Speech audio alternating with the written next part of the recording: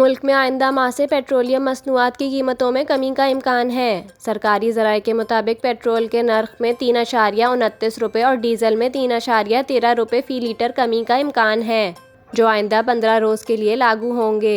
इसकी वजह बैनुल-अक़वामी मंडी में खाम तेल के नर्खों में कमी बताई जाती है। कबल आज़ हुकूमत ने 16 अक्टूबर 2024 से IMIM में डीजल पर 304 रुपये और पेट्रोल पर 4.7 रुपये फ़ी लीटर कमी की थी। ऑयल मार्केटिंग कंपनियों ने ओगरा चेयरमैन को एक खत में होने वाले भारी माली नुकसान से आगाह किया था।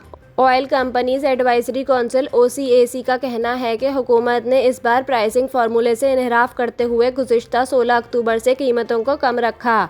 डीजल पर कस्टम ड्यूटी 1516 रुपये से कम करके 13.26 रुपये फ़ी लीटर कर दी गई है।